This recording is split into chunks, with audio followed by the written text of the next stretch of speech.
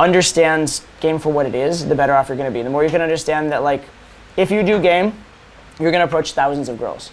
No one approach is going to make or break your game career. No one approach is going to determine whether you're successful with women or not, right? Even if you approached a girl and she became your girlfriend or your wife, right?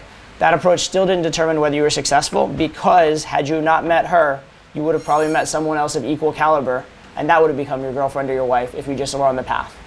Does that make sense? Right? Because if you can meet one girl who's like a 9 and you're good enough for her, there's probably a lot of other like 9s and 8.9s and whatever that you're also like just fine for too. Does that make sense? So really, you do have to like view it as a journey. Also, don't view it as a reflection on you, right? Having good game doesn't make you a worthwhile person. Not having good game doesn't make you a not worthwhile person. It's obviously a useful skill set and something you want to learn, but it's not your whole identity.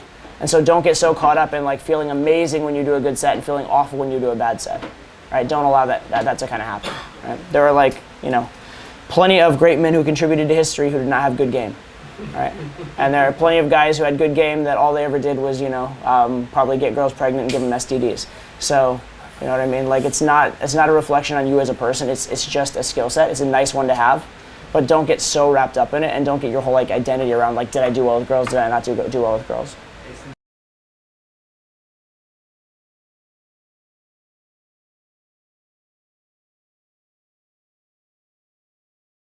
Physical energy is one. Like if you're like exhausted or starving or something like that, that can make a difference. But also there's just kind of like emotional energy, and then also emotional sort of like payoff and reward, if that makes sense. So a couple of things will happen to guys. One is a lot of guys will go out and obviously they have approach anxiety, and the first couple of approaches are tough, right? That's a normal thing. And then guys, usually what happens as you start getting better, you get through that and you start to like feel like you're getting kind of better throughout the first part of the night at least, where it's less pressure on you, you're through that approach anxiety, whatever. And hopefully what happens on a good night is in your first few sets, maybe you get one girl that like kind of likes you, and then now things get really good, right? And it starts to like, snowball in a positive way, right? And that can definitely happen. However, there are things that will, for certain people, make your mood or whatever get worse. So for example, for some guys, and this is particular to guys, for some guys, if you have a really good set that almost pulls, like guys will be like in a funk and depressed about it and won't want a game anymore. Especially because they were in an early game is very like high energy, and then the later game is very like relaxed and chill. If you have that like relaxed, chill, you're kind of vibing with the girl, and then it doesn't pull, you're like, fuck it, I'm done for the night, and you want to go home. Certain guys are that way. Other guys, when that happens, they get pissed off and they get like really like motivated and like go fucking super hard afterwards. And that just depends on you, and it really depends on how you're viewing those events and what meaning you're assigning to them, right? So if after that long set that doesn't go anywhere, you're like, well, fuck, that was my set for the night, I guess nothing's happening tonight, I'm gonna go home. Well, now obviously your brain and your body's gonna like shut down and go along with that reality and go along with that view of the world, right? Whereas if your mind is like, fuck, I was gonna pull tonight, now I'm not, this is bullshit, let's go find a girl, then that's a different mentality, right? And so how you're viewing events will definitely change that mentality, right? The other one that'll happen is, for most guys, especially at a beginner level, it changes as you get more advanced. For most guys, if you have a few good sets early on, it builds your night in a good way. You get like in state, quote unquote. You start feeling good about yourself, game gets easier. However, for some guys, if you have a really good set, after that set, you don't want to do another set. Because you're kind of thinking of yourself as like you're as good as your last set, or you're like trying to like, you're gaming kind of for your ego, or you're gaming to like prove to yourself you can game. And then after a really good set, you're like, well, that was a good set. Like, I'm good for tonight. I feel happy with myself. And then if you go to another set and get blown out, it kind of chips away at that or ruins it, and now you don't feel as good, right? And so if you're gaming for your emotions rather than gaming for a result, that can be a problem as well, right? And so really a lot of state crashes, quote unquote, or whatever, some of them have to do with energy, sure. A lot of them have to do with how you're interpreting the world and how you're interpreting like whether the approach you're about to do is going to be a success or not. Right? If you're going in anticipating a failure, which is, by the way, why approach anxiety happens, partly, there's a lot of reasons. Part of it is you're going in anticipating a failure, and so you're like, oh, why would I do it? Why do I want to just go fail? Right? But if you've just had like the most amazing set, and then your next set, you feel like no matter what I do, it won't be as good as that one, well, where is the emotional upside for you? There is none. Right? It's all emotional downside, at least in that view of the world. And so why would you do an approach and you start getting resistance to approaching again? Because your brain's trying to like protect your view of yourself, your self-esteem, your ego, whatever. Does that make sense? So most of these kind of issues come down to your view on things and how you're assigning what is a win and what is a loss, and also what does game mean about you, right? If you believe that game is not a huge reflection of you, right? You're the same person and you just do game as a skill set, you're gonna be a lot more steady and level. Whereas if you view that every single time you have a good set, you're amazing and on top of the world, and every single time you have a bad set, you're a loser, that's gonna be a pretty intense emotional roller coaster for you. I guess that can be fun in a way, but like it's definitely gonna be like, you're gonna be all over the place. So definitely consider those kind of things, right? And on program, it's funny things happen. So oftentimes, and it goes different ways for different people, sometimes if a guy has like an awful night, they don't even want to come out the next night, right? And that makes sense. They're like depressed, demoralized, they're like, ah, shit, what am I gonna do? But then oftentimes from there, if they do like one decent set, now all of a sudden they're like, yeah, it's such a change for them. It feels so good to like have a good one that now they're on this massive positive trajectory. On the other hand, a lot of times when someone has a really good night, they don't want to come out the next night, or they come out the next night, they make a lot of excuses and don't want to do approaches, because again, that last night was like, they're like, oh, I got it, I'm that good now. Whereas they're not actually, that's just like their best night. Does that make sense?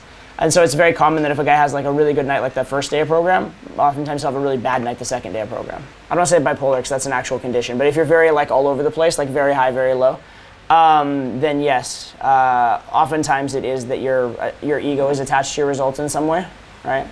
And most guys, to be fair, most guys game for ego, or actually to be fair, most guys don't game for ego. Like most guys don't do approaches for egoic reasons, right? For reasons of not wanting to embarrass themselves, not wanting to admit to themselves that there's a skill set they don't have, etc.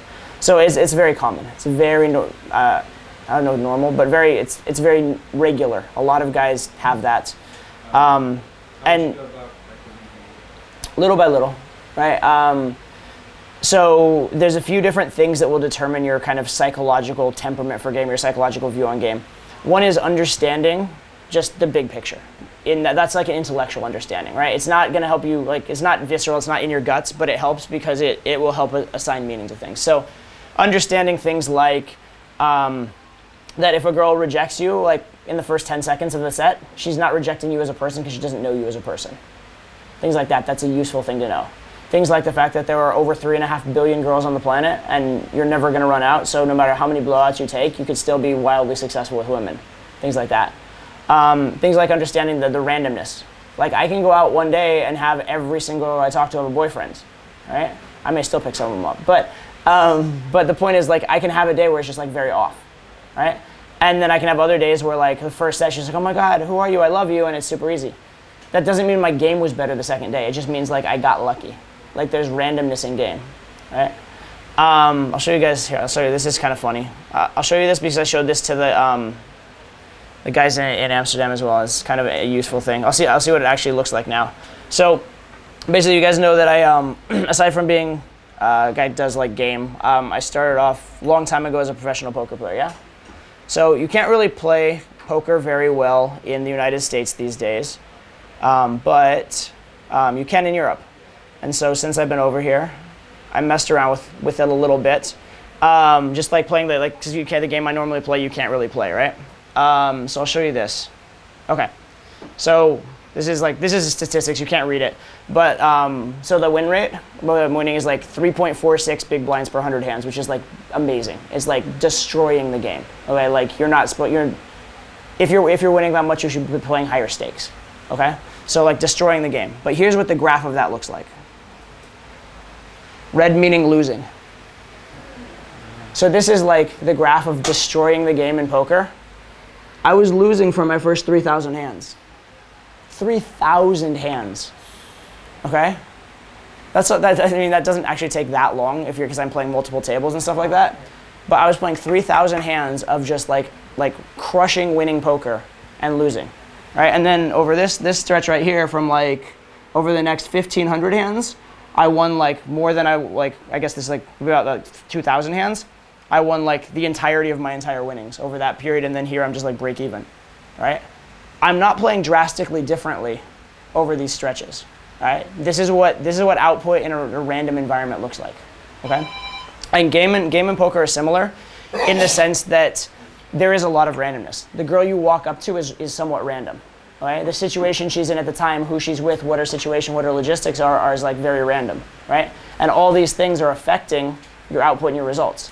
Now, if I were a losing player, it would look random and it would look like it's going down at the end, right? It would look like a random losing graph, but it would still be bouncing all over the place. And so with poker, for example, if your short-term graph looks bouncing all over the place, if you took my graph over a year, it would look like almost a straight upward line because all that variance would be like wiped out. Same thing in game. Right? Your day-to-day results are going to be wildly all over the place because it just depends what girls you walked up and talked to that day. It depends if you went to a club that you're like particularly good at, or maybe a club that doesn't suit you as well. Thanks. I'll just take it. Thank you. So it's wildly unpredictable in the short run, but in the long run, if you do the right things, it's wildly predictable, right? So I could get blown out all night. It has happened to me, right? Or like various degrees of blown out. But there is just like, it's impossible that I could get blown out for like a week, right? If I went and gamed for a week, I'm gonna get some fucking good results because I've built the skill set and whatever, right? So you need to take a long enough term focus. Understand that the determinant of whether you did good game tonight isn't whether the girls liked you, it's whether you did good game. And you can kind of know that. So like if you went and you were confident and loud and you were like saying funny shit, and the girls didn't like it that particular night because they had boyfriends or like their friends got protective, that's not your fault, and you should be happy about that night because what you put into it was good.